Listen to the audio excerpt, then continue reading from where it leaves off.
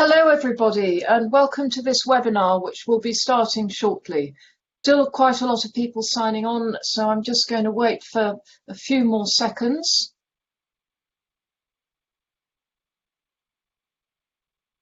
Thanks for joining so promptly everybody, it's very helpful when you do that.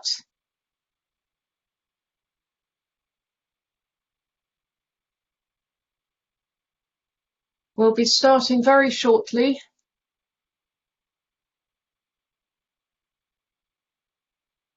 In fact, I might as well start now because if they just miss me talking, that doesn't matter nearly as much. So welcome everybody. Welcome to the Climate Risk 101 webinar. We're going to be talking about climate change and exploring the implications for the work, actions and decision making of actuaries. We're going to be looking at the science behind global warming and what it means for policymakers and society over the coming decades.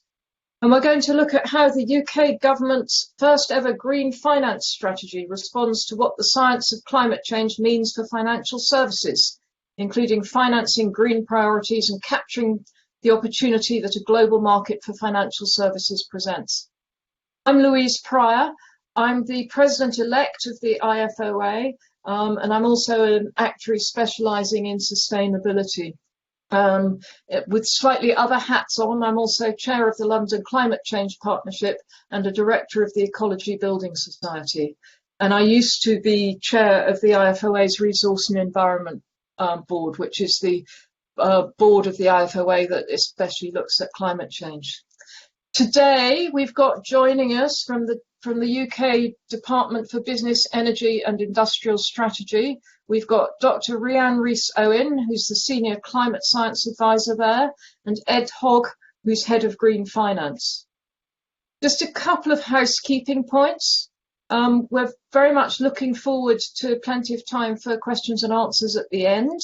So we're looking forward to plenty of questions from you.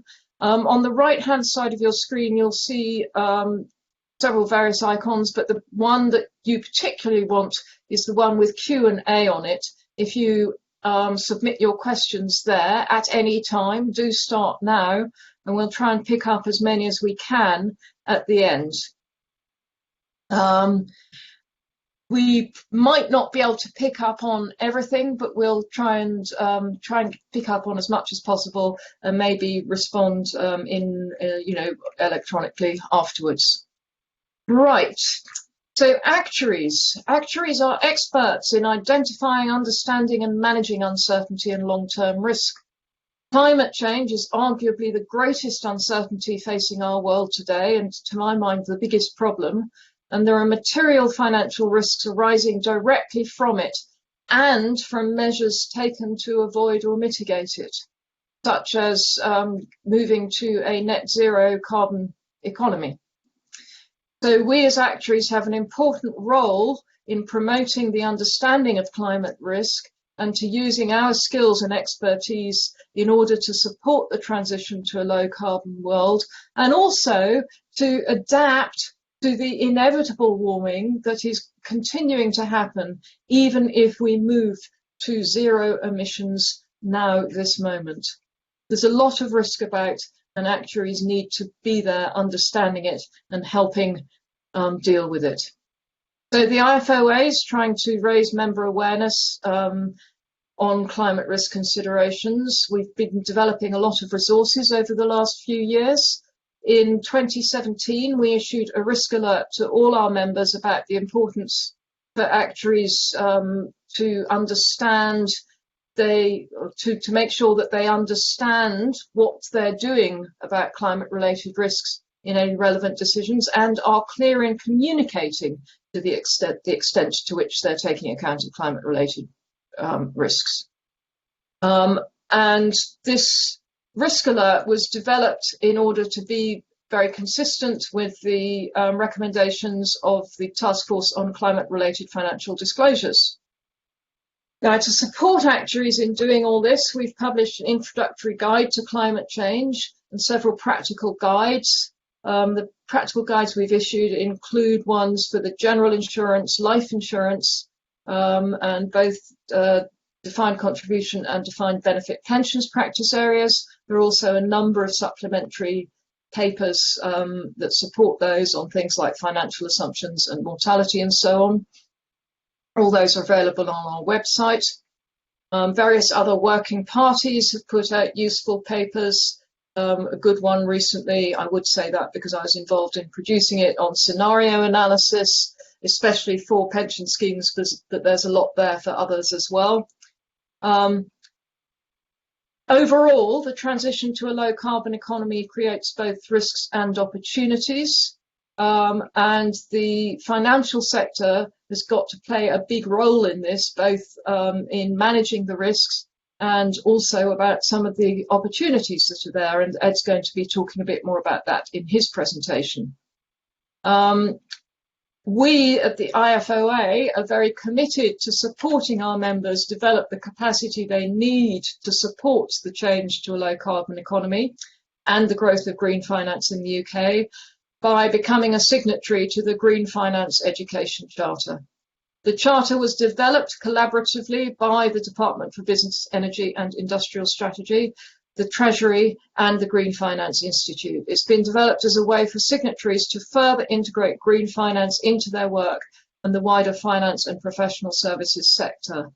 The Charter is going to act as a tool for focusing collaboration between government and industry, and will support and guide the IFoA as we make our own commitments to engage and educate our members on this important issue.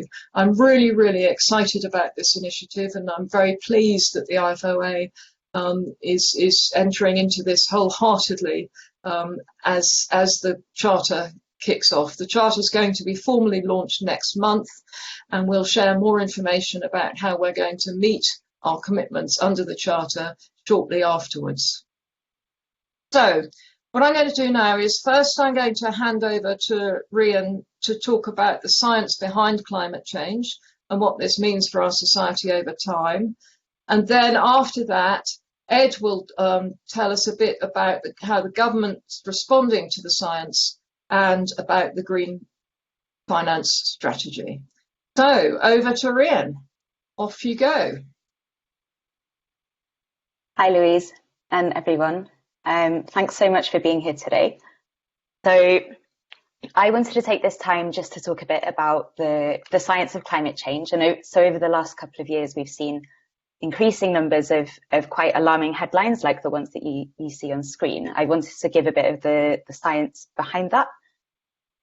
So I'll be talking about two things. So one is the case for action, why this is so important. And then secondly, talking about what that means for policymakers at a global scale.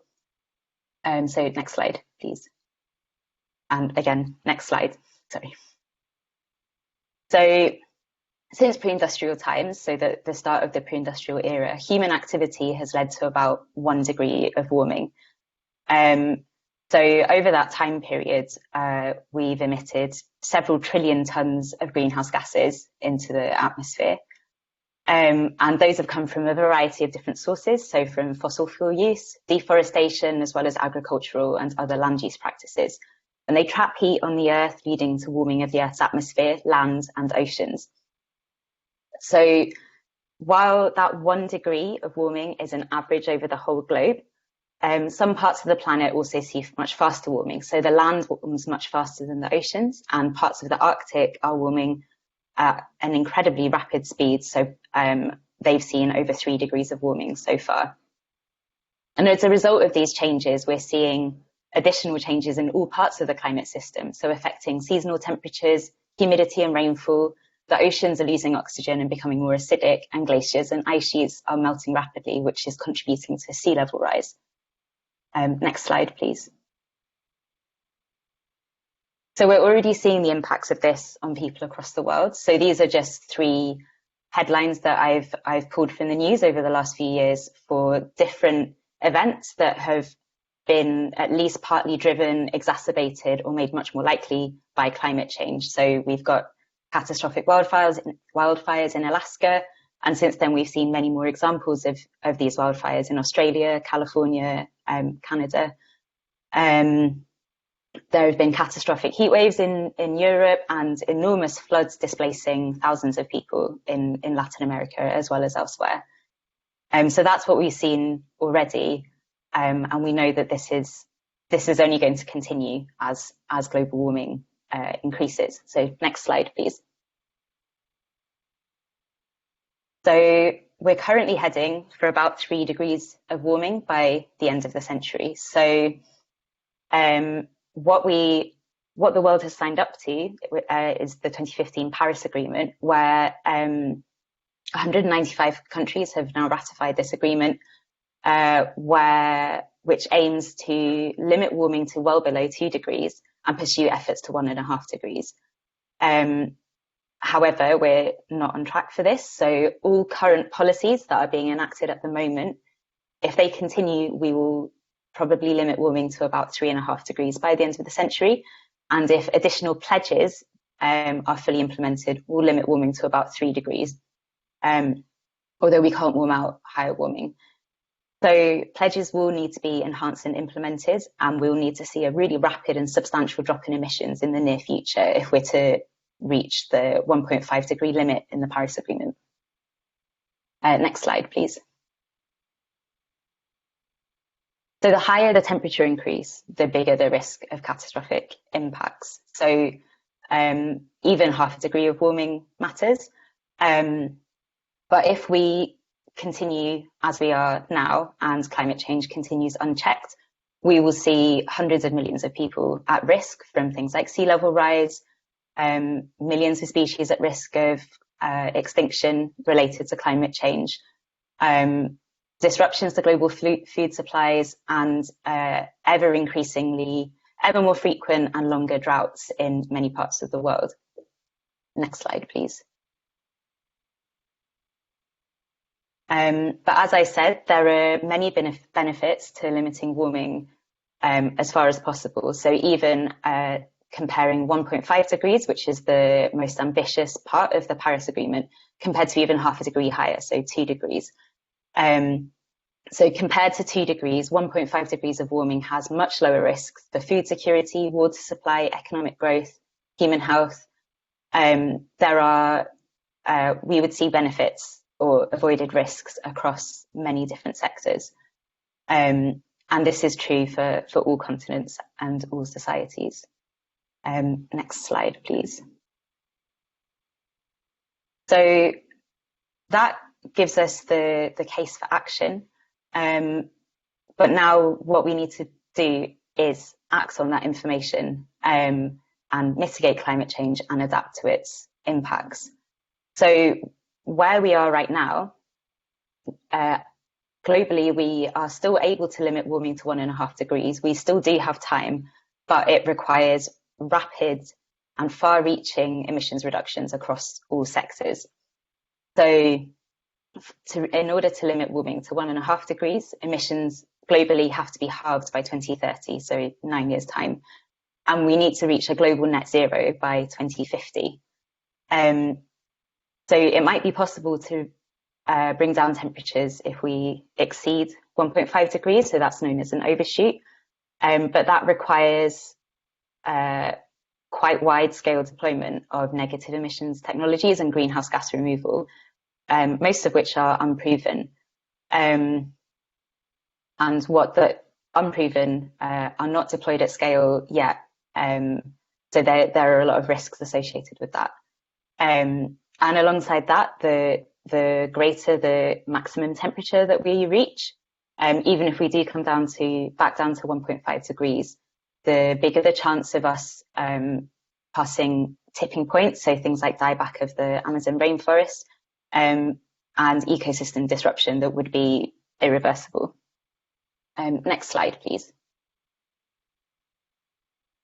So on top of reducing carbon emissions, we also need to adapt to climate change.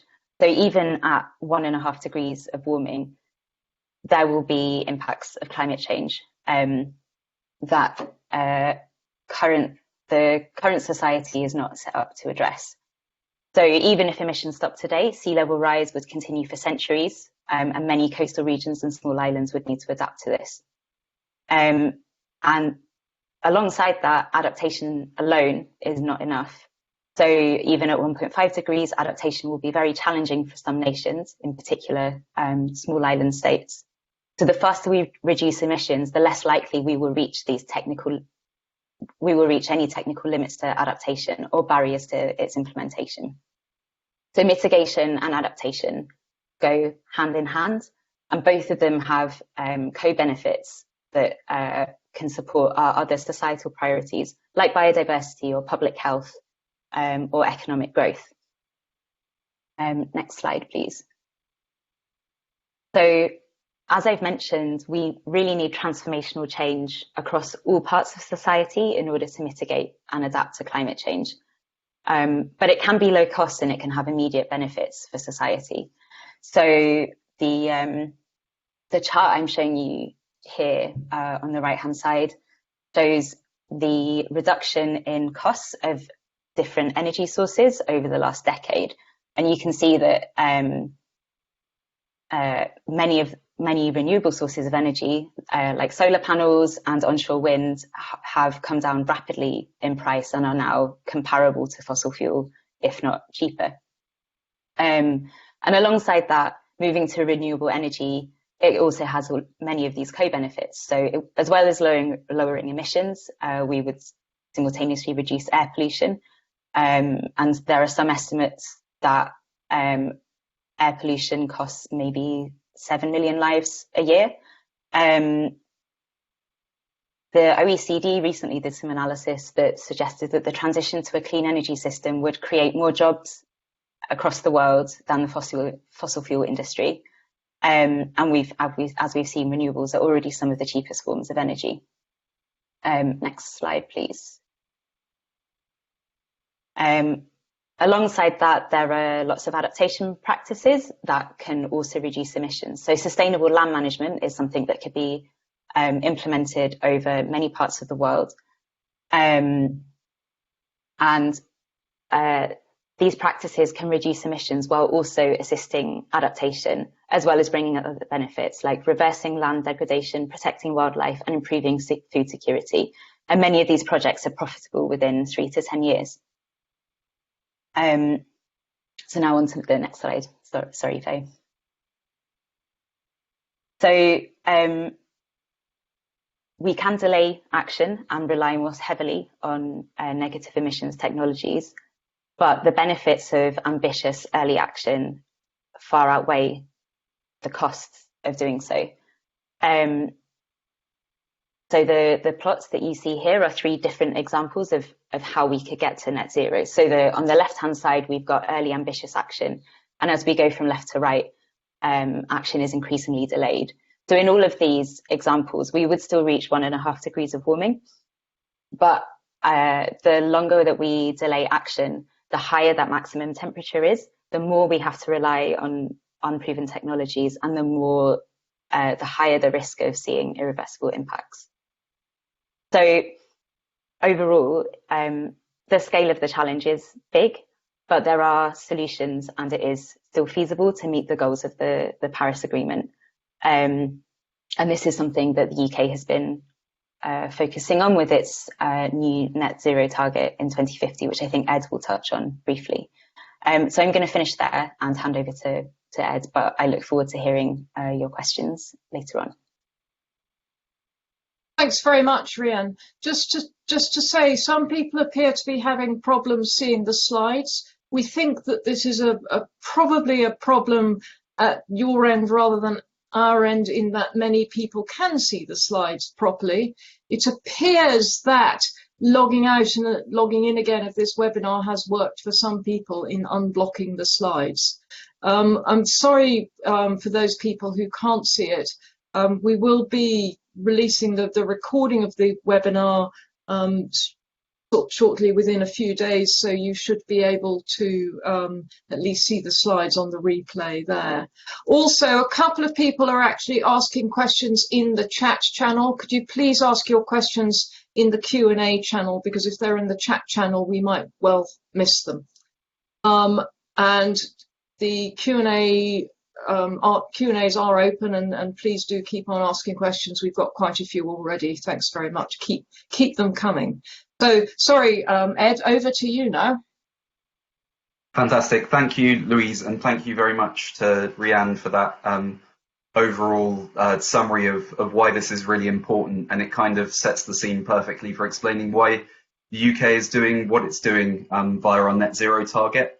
I'm going to talk a bit about the genesis of that and what that means, and then go into a bit more detail about how we think that this will impact on financial services from the point of view of the government, but what we see as something as being both a risk but also a very, very big opportunity, as Louise mentioned. And we're delighted that the Institute is being one of the first members to sign up to the Green Finance Skills Charter. That is a really, really important way of beginning to embed this into the core work that our professions in the UK take forward. It's really important that everyone has an understanding of both what's driving climate change, but also the solutions. So hopefully this is a small way of bringing in that conversation. My name's Ed Hogg. I'm head of the Green Finance team in our Department for Business, Energy and Industrial Strategy. We're the government department in the UK with responsibility for driving climate change policy, but also energy policy as well, which is a sign of how important energy emissions are to our overall carbon footprint. And was delighted to see how many international participants we have on this webinar, because this is, as Rhian said, really an international issue, and a lot of the solutions that we're seeing, both in terms of policy but also finance policy, are global solutions as well. So if we could move to the first slide of my presentation, I'm just going to give you a bit of an indication about what our net zero target means. Essentially, net zero is the UK's contribution to the global effort to reduce emissions of greenhouse gases by a 2050 target, which goes to Rhian's point of time being of the essence here. The more that we can do early on, the better chance we have of mitigating the worst impacts of climate change and trying to keep temperature increases within the realms of the Paris Agreement, so at least 2 degrees and ideally 1.5. So if we could come to my first slide, and I'll try and describe these as much as possible so that those who are having trouble can follow as well. So the Climate Change Act was brought into UK law in 2008, which was just a couple of years after I started working on this topic. And essentially, this sets the legal framework for the UK's contribution to global reductions in greenhouse gases. And it basically does 3 things. It looks to give us a long-term target. And that long-term target used to be an 80% reduction of all of our greenhouse gas emissions compared to 1990 levels. And what we did last year was increase that long-term target up to 100%. So that's where the term net zero comes in. Previously, we had 20% of headroom, and now we're effectively saying that the overall balance of the economy cannot emit anything by the year 2050. There may be possible for us to emit emissions in some areas of the economy, in the hardest to treat areas, but if we do that, we'll have to find over and above emissions reductions in other sectors, probably through the use of carbon sinks or other potentially speculative technologies at the moment. So it sets our long-term target. It also recognises that it's very important to have intermediary sign points, because the 2050 target is a long time away. It's a long time away in terms of governments and political cycles. So it sets out things called carbon budgets, which take place over 5-year periods. We're already in the middle of carbon budget 3, and the UK has been successful in delivering on these intermediate carbon budget targets for our first 3 budgets. So we've made some good progress, but there's a lot of work to do. And then finally, it sets up a piece of external scrutiny. So we're not marking our own homework here. We have something called the Committee on Climate Change, which is an independent body that's just actually this week released a very, very interesting, insightful report on how we're moving towards both the long-term target and these intermediate points. And offering some suggestions about where government needs to go faster. So it's a very comprehensive process. It's something that government takes very, very seriously. and it's what's been driving our overall, I guess, accounting system for understanding whether or not we're on target to try and provide a UK contribution to keeping global emissions within the levels that they need to be for hitting the Paris target. So if we can move to the next slide, I just want to talk a bit about how we're doing on those budgets. Our base year is 1990, and that's because a lot of countries use that as their starting point. It's something that dates back to the Kyoto Protocol. And what we're beginning to see as we move into the third and fourth carbon budget, so carbon budget 4 starts in 2023 and carbon budget 5 starts in 2028, but we're beginning to run out of some of the low-hanging fruit in terms of the easy emission or easier emissions reductions, and they're becoming harder to deliver upon. So things to look out for in the next year or so in terms of the UK policy landscape will be the setting of the level of the sixth carbon budget, which will cover the period 2033 to 2037. And that will be done via a combination of advice from our Committee on Climate Change and then a response from government. So again, this is about trying to give as much certainty and as much indications to the market as possible about the direction of travel. If we can move on to the next slide, I just want to give an indication of how we're doing overall. So the UK's performed pretty strongly to date in terms of cutting its emissions while also growing our economy. And I think that's been really important in terms of making the case that this is potentially good economics as well as good environmental policy. So UK GDP over the period that we've had these targets in place for has grown by 75% on 1990 levels, but our overall UK emissions have fallen by 43%. And that comparatively puts us in a good position respective to other G7 countries that have been able to reduce by around 2%. So we think we've got a good story there in terms of beginning to decouple economic growth from greenhouse gas emissions, which is positive. And I just want to break that down in the next slide of how we've been able to achieve that, because I think it's fair to say that we've been very successful in some areas of the economy and less successful in others. And this is very interested in terms of, I guess, the role of actuaries and trying to predict the future. Where might we see the most changes in terms of policy going forward? So just to break this down a bit, the sector where we've been most successful in reducing emissions has been the power sector. And that has been as a result of a combination of things like carbon pricing, emissions trading, subsidies for renewables, the overall cost trends of falling costs for renewables, as Rhian has mentioned, and general advances and innovation in the power sector, which has really seen rapid disruption. And again, that's really interesting to think of in terms of risk and opportunities going forward. There have been other areas where we've seen falls in emissions, so business and industry, via a combination of energy efficiency and sectoral transformations in the economy has reduced, and also natural resources and waste via a combination of recycling and reductions in the use of landfill have also fallen. But then things like transport and the emissions coming from our residential sector, so from our homes, have tended to flatline, and that's really been a result of the energy efficiency gains that we've seen from improved technology being offset by increased demand. So there's still a lot of work to do. If I can come to the next slide, I just want to reinforce this point that moving, as we did last year, from a target of 80% emissions reductions to net zero significantly increases the scale of the challenge. We already know that there's a policy gap for our intermediate targets on carbon budgets 5 and 6. So just to give you an idea of timescales, that's 2028 out to about 2037.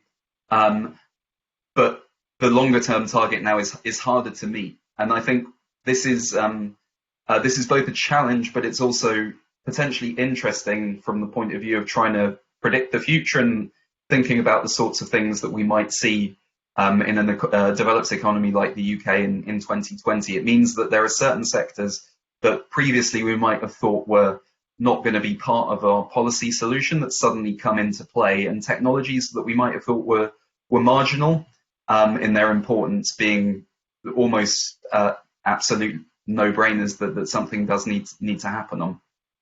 So obviously it's impossible to predict the future. Those on this call will know that better than me, but it does feel like there's now more of a case and a requirement for technologies like the use of hydrogen across a range of different end-use energy sectors, carbon capture and storage purely from an environmental perspective, and not just in the power sector, actually potentially more crucially in industry.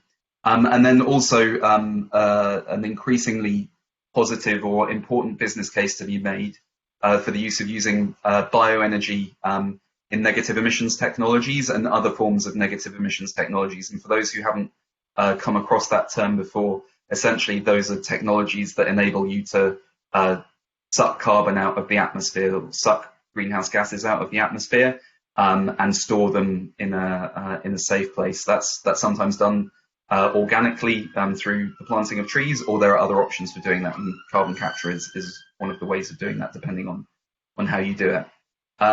So basically the main message is that this target is now harder, and it means that pretty much every sector of our economy, ranging from industry to transport to homes, is in play, and no one can really say, well, we're going to take the remaining 20% of the UK's greenhouse gas budget and keep it for ourselves and kind of insulate ourselves from policy action and action going forward. So that's where I wanted to end on what net zero means for the economy and how we're considering it from a policy target perspective. This is involving a huge amount of work across the whole of UK government. So we work very closely with our colleagues in the Department of Transport, our Ministry of Economy, Her Majesty's Treasury, our Department of International Trade, because we're hoping that if we do this right, there's going to be lots of interesting export opportunities as well. And obviously departments like DEFRA and communities and local government on housing. So if we can pop to the next slide, I just want to talk a bit about where my team comes in on this and what we mean when we talk about green finance. So whereas if we can come through to the timeline, whereas I think when I first started talking about or working on climate change back at the tail end of the last decade, we were very much coming from the perspective of economics and environmental policy point of view. As we move forward to 2015, 2016, and the publication of our green finance strategy late last year, we've increasingly found that the financial elements of UK government and the wider UK public sector have begun to focus on climate change as an existential risk, but also an opportunity. And this dates back to Mark Carney's seminal speech on climate change back in 2015, the involvement of our Bank of England, talking about the need to provide an orderly transition to these net zero targets, which are hopefully going to be delivered across both developed and to a certain extent developing countries as well, through to the establishment of the G20's Green Finance Study Group, bringing together discussion for finance ministries, and then the Network for Greening the Financial System that was set up in 2017, bringing together central banks to really consider and compare notes on shared activities and work that they need to take forward to both mitigate climate risk, but also think about the potential upsides of transitioning in an organised and orderly way.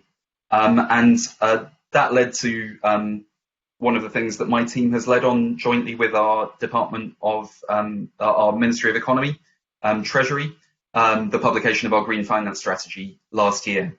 And I just want to break that down into the three core components of it, and then very happy to follow up with questions on any of the detailed content there. But essentially what we tried to do there was, as an underlying thread of this was the first time government had published a strategy for what we think we need from the financial services sector related to broader environmental challenges. We stress that it's absolutely vital, the role of private capital for delivering on our net zero target. I think one of the success story that we've seen in terms of UK emissions reductions has been our power sector, and the way that we've been able to deliver that has been through a combination of strong government policy action, clear signalling to the market of the direction of travel, but also a successful framework that's leveraged in private capital there. And I think the main message that we wanted to get across in terms of the green finance strategy is that the level of investment required exceeds the capability of the public sector. And actually, there are more efficient ways of doing it if we're able to create the conditions for crowding in private capital. And so there are three areas that we want to work on to make that happen. The first one is we refer to as greening of the financial system. And Louise mentioned the work that the Institute has done on something called the Task Force for Climate-Related Financial Disclosure. Essentially, if we're to create the right sort of incentives and signals to the market for an orderly transition, it's absolutely vital that climate financial risk is priced in a timely way into financial markets, and that's got to be a joint effort, as we outline in the strategy, both from regulators and government organisations showing leadership by doing it themselves. So we have commitments from different UK government organisations committing to undertake disclosures under the TCFD framework, but also a clear commitment from government that our expectation is that listed companies and large asset owners should be disclosing under the framework by 2022. And I would recommend, if you're interested in understanding a bit more about how that might work, in having a look at Chapter 1 of the strategy, because we really outline the case why disclosure is important, but also an indication about how the UK government is beginning to move from endorsing the TCFD framework as a positive voluntary contribution that firms can make to something that we're considering as how we approach it from a regulatory point of view. And we had very strong collaboration with all of our independent regulators in the run up to the strategy, and a joint statement from them at the date of publication, which was really, really welcome. But I'm going to talk a bit about, in a bit more detail, about greening finance in my next slide. So I'll just move on to the second pillar of our green finance strategy. Sorry, if we could just pop back to the previous slide. The second element was what we referred to as financing green. And this goes back to the point of, to deliver net zero, we need a step change in the amount of private capital going into the sectors that we know need to deliver emissions reductions. So transport, the residential sector, business, industry, and to continue our direction of travel in the power sector as well. And what we looked to do in the Financing Green chapter was really set out the sorts of conditions and policy frameworks that are necessary for leveraging in that private capital, and giving examples of success stories to date, but also an indication of where we think further work is needed. And there's some particular detail there on how we hope to create the conditions for getting more investment into our residential sector, so energy efficiency improvements in homes in the UK. So if anyone's interested in getting an understanding of the sorts of financial support that's available from government to try and catalyse private capital in the UK, then I would recommend having a look at Chapter 2 of the strategy. And then finally, our third pillar is what we refer to as capturing the opportunity. The UK is already a powerhouse in terms of financial services, and we were very, very keen for the strategy to build a platform for grabbing a bigger share of the global market as we move forward. All economies are going to have to go through a similar sort of transition. That's going to require huge amounts of investment, and so the sorts of skill sets that we have in the UK linked to financial services are going to be more and more in demand, and the sorts of skills that you have are going to be more and more in demand. So we've outlined a series of different steps for trying to build on our already strong position in that space, including the establishment of something called the Green Finance Institute that has been working with us and the Institute on things like the launch of the Education Charter, but also small amounts of grant funding for innovation in the financial services space, try and really give things even more of a kickstart. And then just the final slide that I wanted to end on was just, this may be something that you've already come across, but just what we really mean by climate risk, climate financial risk and opportunity. So if we could just move to the final slide. When we talk about climate financial risk, we're really talking about two broad buckets there, and I guess this is the challenge for you guys going forward.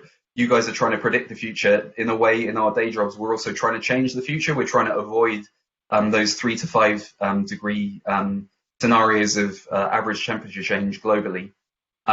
So really, we're talking about managing both the physical adaptations that will need to be made to the climate change that's already locked in, and the examples there of heat stress or flood, increased predisposition to flooding for residential housing assets, or for companies that are reliant on particular sorts of commodities, heat stress or water stress, and how that can potentially impact on those. And we're seeing really, really interesting examples of how that can be documented in the company's TCFD disclosure. And then the other thing is the transition risk. And in a way, this is being brought about partly by the policies that are going to enable us to develop plans to get us to our net zero target. And I think, just to give you a concrete example of transition risk in the power sector, we've obviously been trying to promote a cleaner, low carbon electricity system in the UK, and we've been quite successful in doing that.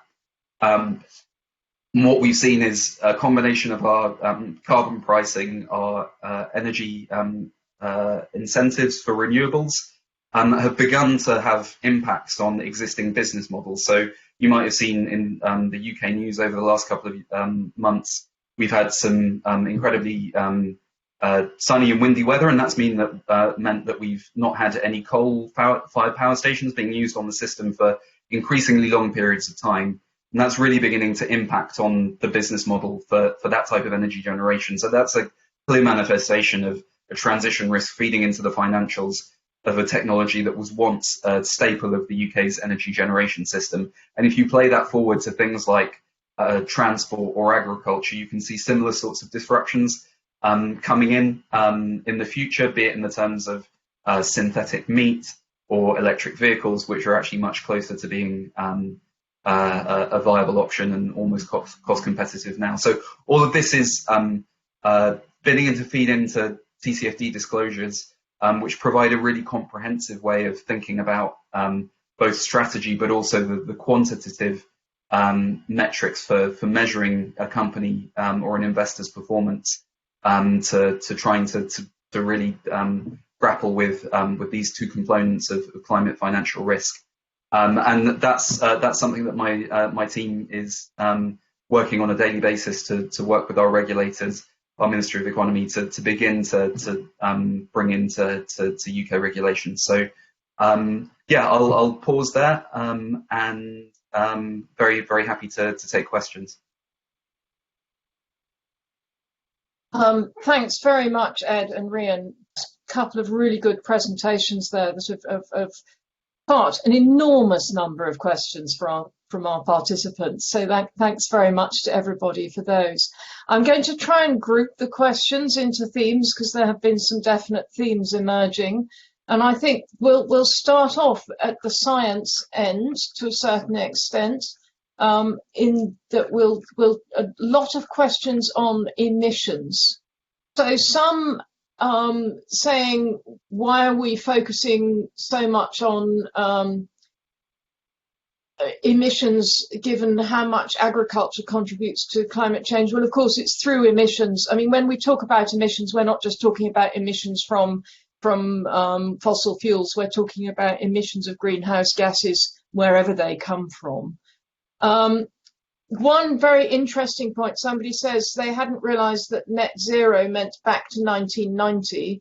This person says that they think that most people think that net zero means we just capture as much as we emit.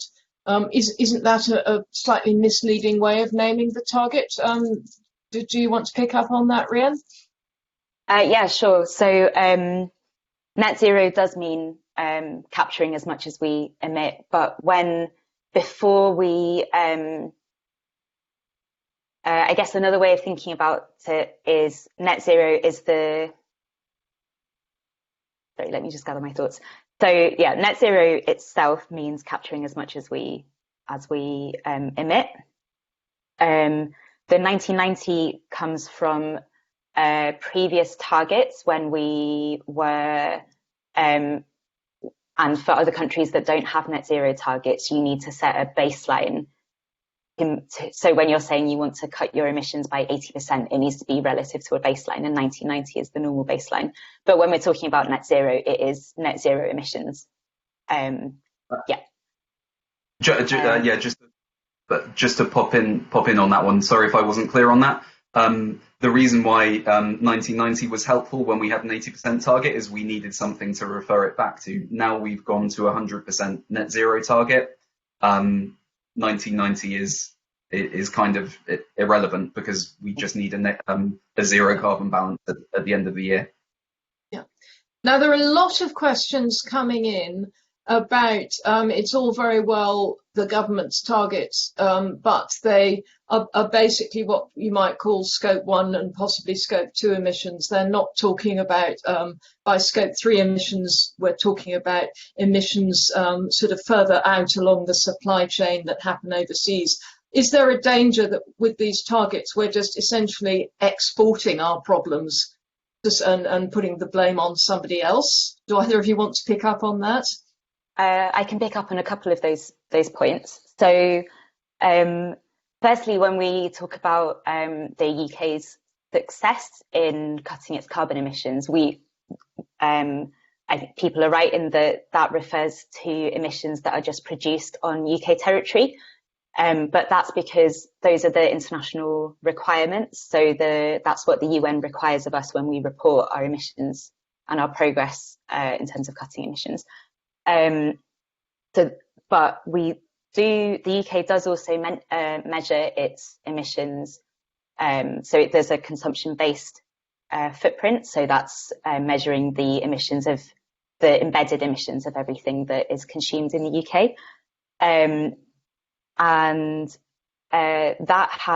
Those emissions have also gone down much more slowly than our production-based emissions have, but there has been a 10% decrease in those for the UK over the last 15 years or so. And then I think Ed can probably touch on this again.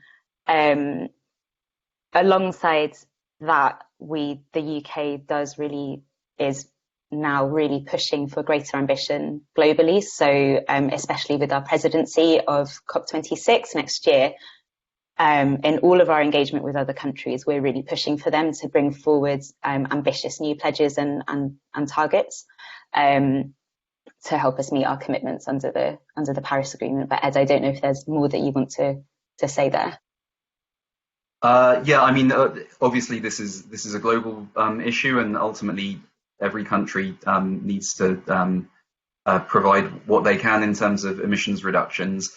The UK provides a lot of billions of millions of pounds a year in terms of assistance to other countries, often aligned to issues where we know that our consumption footprint has a material impact on global greenhouse gas emissions. So we have very, very deep and long cooperations with rainforest nations to try and deal with the impact of intensive farming of commodities and related deforestation related to that. I mean, it's a very valid point, and it's something that is come back to on a regular basis as part of the international negotiations on climate change. I think it does come down to a point, though, of what's your overall accounting system for it, and also a recognition that other countries are sovereign and they need to be able to work out their ways of reducing their own emissions within their own economic context. So it's not by any means a perfect way of doing it, but it is the internationally recognized system for accounting for emissions. And we're also involved in discussions on things like global carbon markets, that do try and bring in that idea of reducing something called carbon leakage, where you just move emissions from one area to another. But that doesn't come without its own sorts of controversies as well, because in some countries that's not viewed as the preferred mechanism for reducing emissions. So it's definitely a valid point, and it's something that there's a lot of work going on in terms of both the development spending that we provide, but also our positions in international fora. Now we're getting a fair number of questions in relating to this international point, around how dependent is the world's temperature rise on what the US and Chinese leaders do. Achievement of zero emissions requires concerted global action. How do we cope with countries that, for example, deny the reality of climate change? And to what extent is any progress at the risk of political whim? For example, we've had, experienced some setbacks in the US. Could that happen in the UK as well? And just as a sideline to that, somebody's raised the Brexit word. What's the effect of Brexit going to be? So a whole load of questions around sort of international cooperation. Is it wrong to ask countries that feel they need economic growth in order to develop, to ask them to scale back? Just sort of take your pick on any hot topics in the international field, basically. I can take a few of those, Rhian, and if I forget any, do chip in. So I think in terms of political commitment in the UK, the fact that we had our net zero target go through with unanimous support near unanimous support in Parliament last year is an example of there's a lot of cross-party agreement on this. So I don't think that sort of backsliding feels an issue here, and we have our Prime Minister chairing our Climate Action Committee to try and make sure that we're on target for these overall long-term targets that we have. So I think that's positive. I think it's true. This is a global issue, and at the moment the two biggest emitters are the US and China. So what they do is incredibly important. But I think if you look at some of the disruption, I think coming back to the actuary profession, a lot of this is being driven by technology and by companies, and that's happening on a global scale. So if you look at the disruption in the power sector, that's not something that you're really able to hide from a policy point of view, irrespective of whether or not you believe in the science of climate change or not. We're looking at Tesla coming from being a company that was relatively niche over a decade ago to being the largest automotive manufacturer by market cap. I think I saw a couple of days ago on social media. So there's a huge amount of disruption going on, driven partly by companies viewing this as a threat to their long-term strategy, but also a big opportunity. And so I think I wouldn't get too down about the idea that there will always be a couple of countries maybe who might not be doing as much as you might want. But I think that what's going on in terms of technological development potentially supersedes all of that, and there's an onus on countries then to begin to adapt their regulatory systems to begin to deal with that. So it's an exciting time. I sometimes feel pessimistic, I sometimes feel optimistic. But I think from when I started on this, the changes that I've seen over the last decade have definitely surpassed what I thought was possible. So if that can be repeated in the next couple of decades, then I think we've got a shot. Great, thanks. We haven't got much longer left, only about 5 minutes. And there's lots of areas we're not going to be able to address properly. A lot of people asking about the effect of COVID-19 and so on. There's been quite a lot of coverage on that sort of in the press and elsewhere. So, it should be quite easy for you to follow up on that. But I think the more specifically actuarial questions are something that we should try and address in this forum. Basically, some of the questions are summed up of what can actuaries do?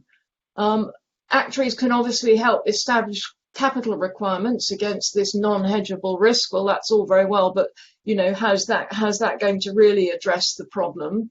But people saying, and I think this is the bigger thing, as actuaries, particularly insurance companies, how can we influence behaviour of our users, the people we interact with? So do you think there's scope for actuaries to exert leverage somehow through their work in insurers, through their work in pension schemes, to exert leverage on the financial system as a whole? In short, yes, I think there's a massive amount of scope, and I think one of the things that we try to get across as part of the green finance strategy is ultimately this has to be about a systemic change within financial organisations. That this isn't just something for the sustainability teams. This needs to be embedded across the whole business model. So if you're seeing that an organisation that you're working in is either beginning to take the journey towards providing TCFD disclosures, looking to get involved in that and influence the process, because I think it's fair to say that really what will make that a successful endeavour globally is if the information that's being provided there is consistent and quantitative, and that's really key. It's going to be a very hard thing to do because you're balancing multiple different possible scenarios of the future, and that's exactly where your profession can come in. So both in terms of influencing what's happening in your own organisation, looking at your peer group, and trying to make sure that what you're doing is in line with similar sorts of companies in your space, because that comparability is really, really key. Is important, but also trying to influence things like standards as they're developed internationally on this space for developing the quantitative metrics, because I think there's still quite a lot of work to be done there, and you've got the perfect skill set for making that happen. And we're trying to create the sort of incentives and structures to do that from government, but really it requires your specialist ability to provide that quantitative input there. Thanks, that's very helpful. And my feeling is that with the TCFD disclosures becoming more and more widespread, that there's going to be a lot more scope for actuaries to do work in other sectors, not just in the financial services sector, because a big part of the TCFD recommendations is scenario analysis. And this is something that actuaries have been doing for a long time in the insurance sector, and something that we can really help with, I think, in other sectors. I did have one question about scenario analysis, saying, well, aren't all scenarios speculative and so on? And the point is, yes, they are, absolutely. We don't know what's going to happen. And the point of doing scenario analysis is to come up with plausible courses, that could happen, and to help you think around the problems. And I think that's something that actuaries, with their emphasis not just on the theory but on the practical implications of risk, can really help with. This has been a fascinating discussion. I'm afraid we've got to stop now because we're running out of time. Thank you for everybody who asked all the questions. We haven't been able to get to them all. I did try and sort of amalgamate a number of them, but there are still many, many that we haven't been able to get to. Some of them I know have been answered elsewhere in some of our other publications and so on.